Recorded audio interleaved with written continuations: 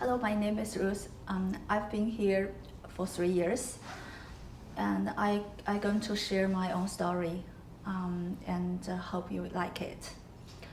My great-grandfather was one of the overseas students who studied in Japan in late Qing Dynasty at Imperial University, now it's called University of Tokyo. He first came in contact with Western culture, and it made deep impression on him.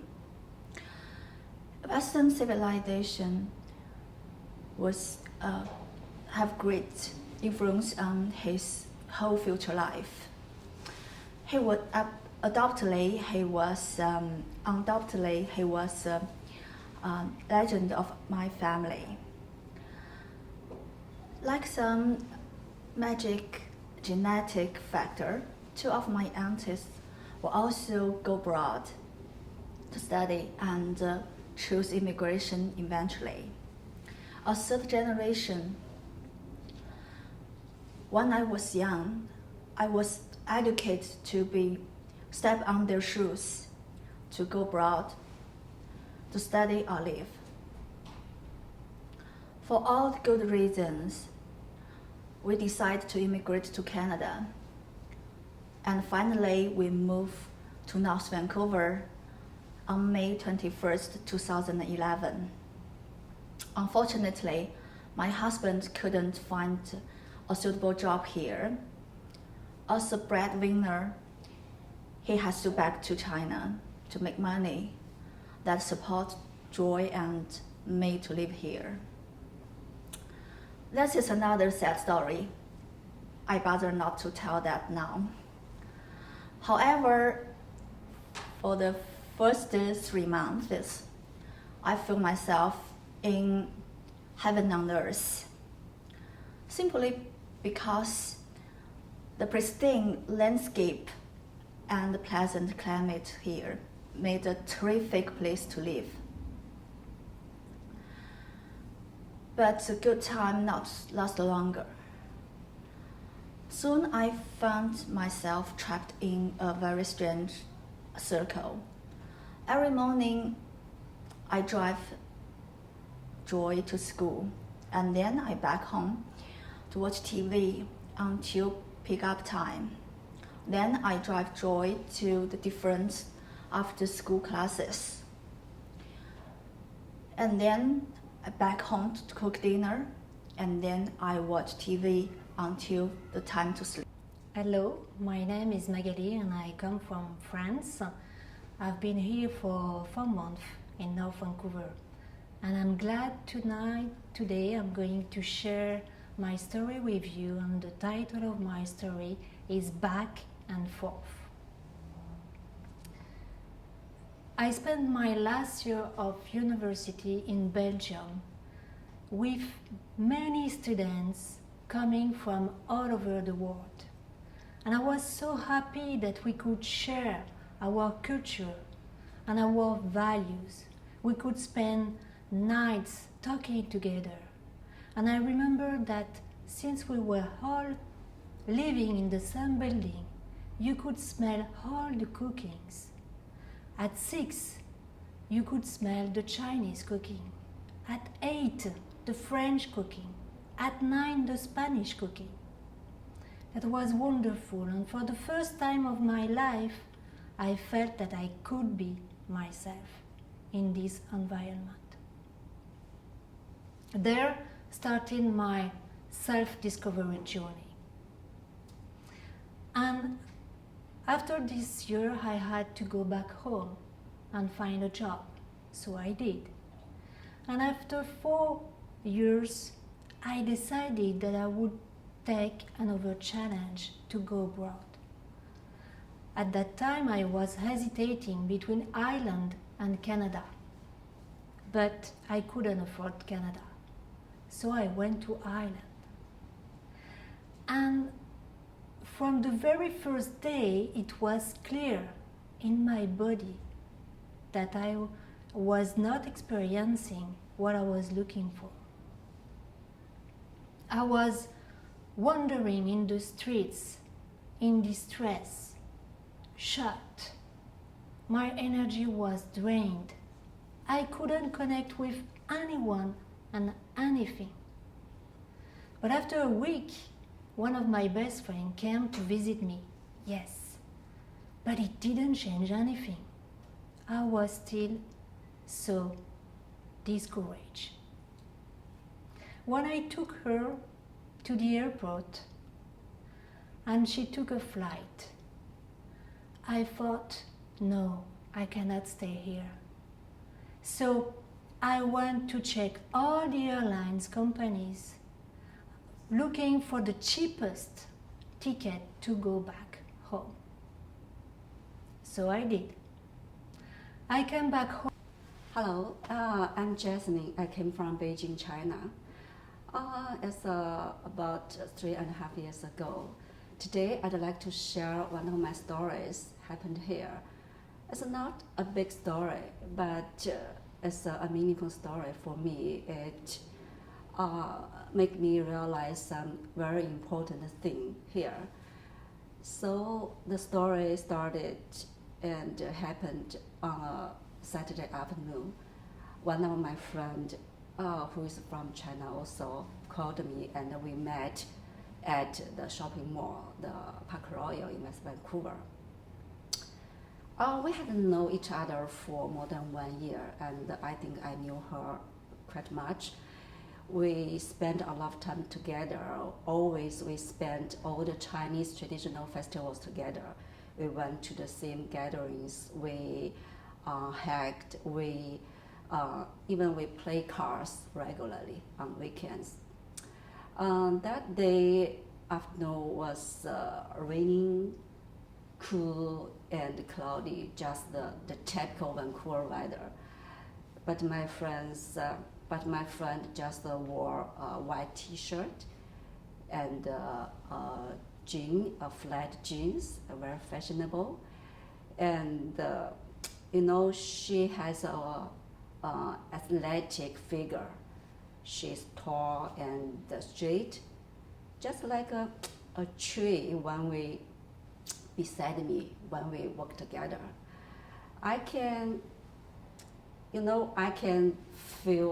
feel some eyes on her when we walked around in the mall. And I remember she wore a blue scarf woven with the silver thread.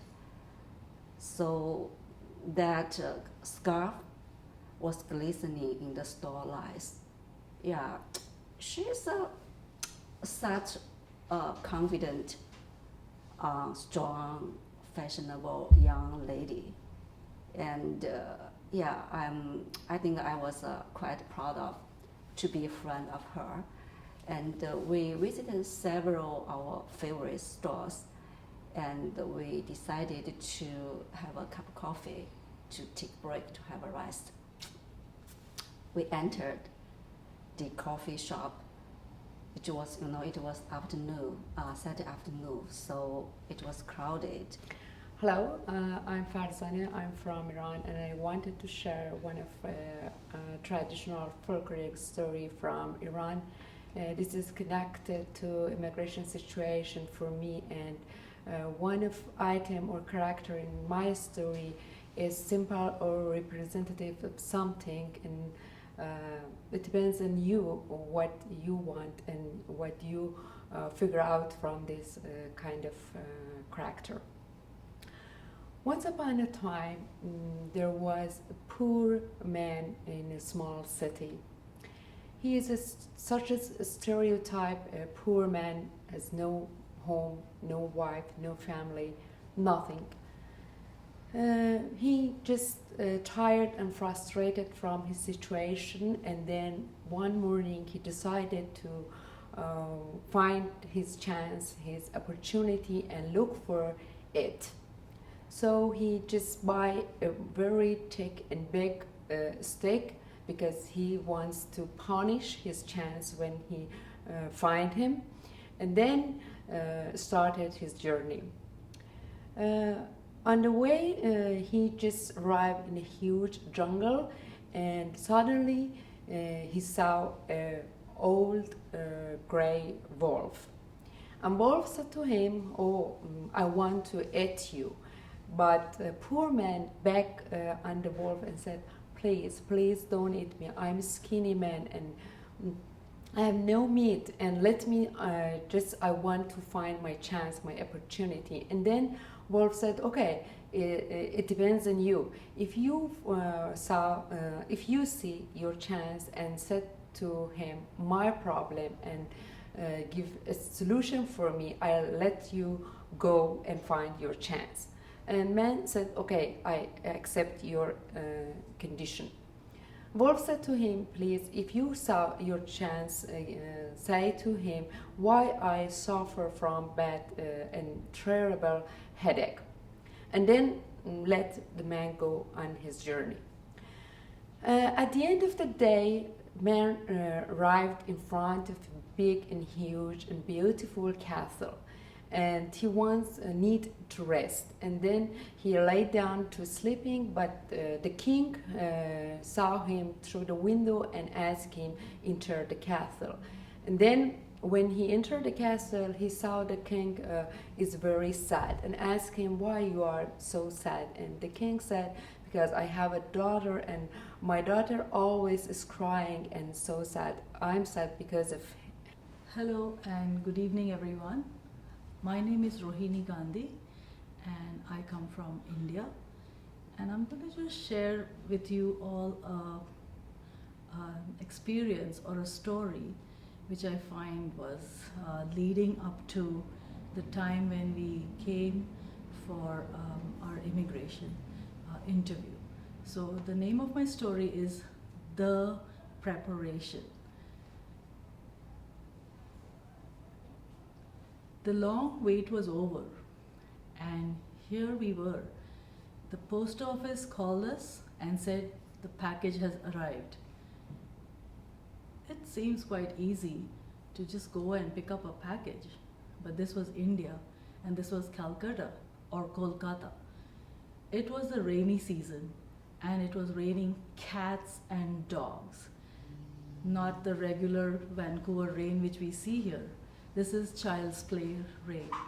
Calcutta, it rains and rains and rains for days, and then you know what happens. The city gets waterlogged, nothing moves, everything is at standstill.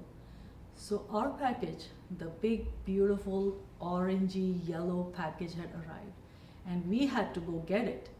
So me and my husband, we almost went on a little journey.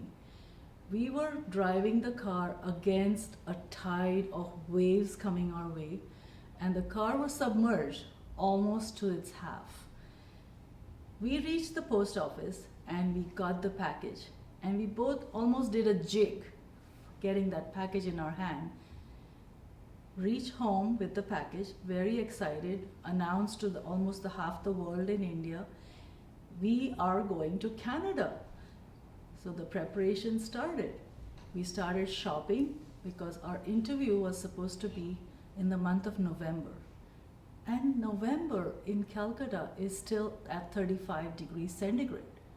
We found out that Canada or Vancouver would be around 10, 9, so that's severe winter for a Calcuttan. So we go shopping, find there's nothing on the store shelves, of course, because that weather doesn't relate with the Canadian weather. So they don't stock jackets or boots or heavy sweaters, nothing.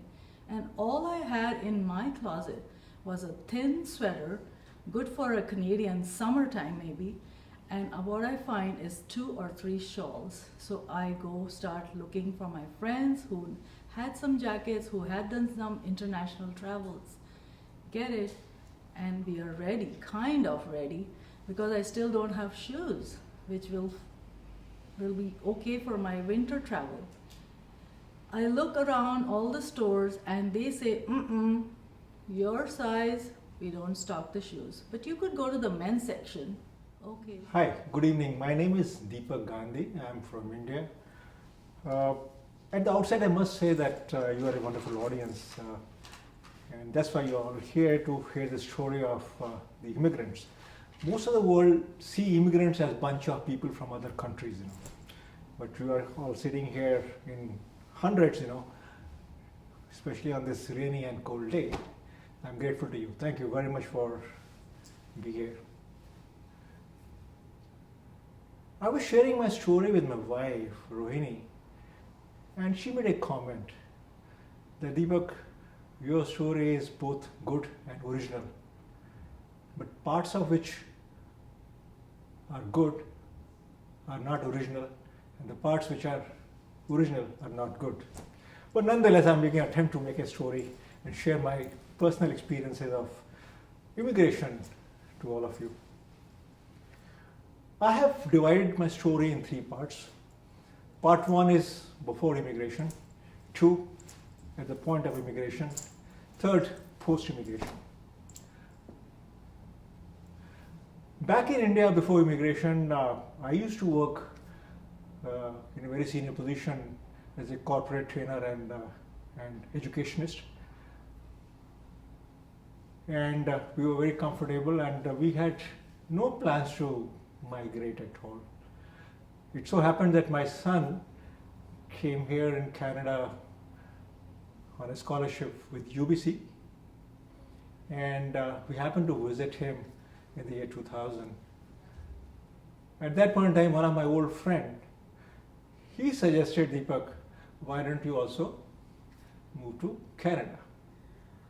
And he took me to an immigration lawyer. Met the immigration lawyer in Vancouver, and he said, Mr. Gandhi, I believe you will be qualified to migrate into Canada, so why don't you apply? We applied. Within 6 months we got a call, and we had to come back to Vancouver to attend our immigration interview in Seattle. We went to Seattle Canadian Consulate. It was rainy and cold day in November 2001. We were waiting at the consulate lounge